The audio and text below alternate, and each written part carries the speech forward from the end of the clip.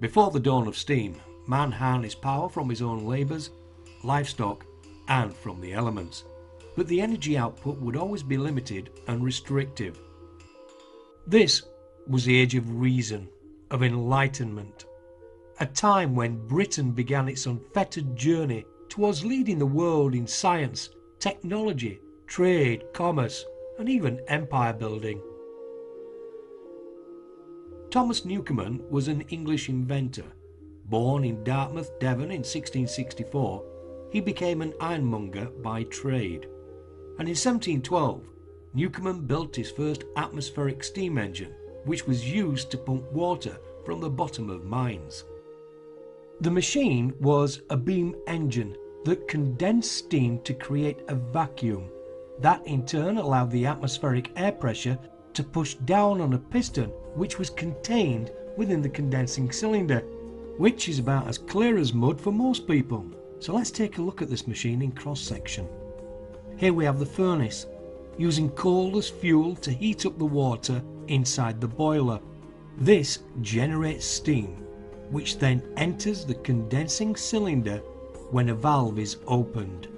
The inlet valve is then closed and a jet of cold water is sprayed into the condensing cylinder.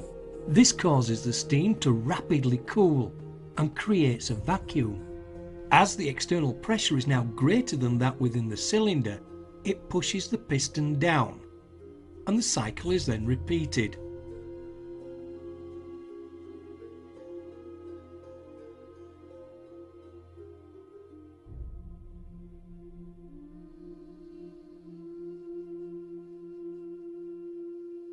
In Newcomen's design, it isn't the steam which forces the piston back up to the top of the condensing cylinder.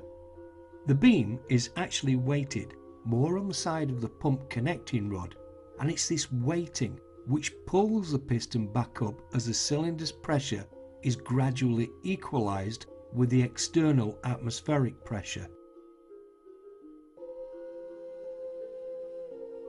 In earlier designs, the valves, or plugs as they were then called, were manually operated by a plugman, but this cyclical action had to be accurate, and it was therefore more preferable to have this operation automated.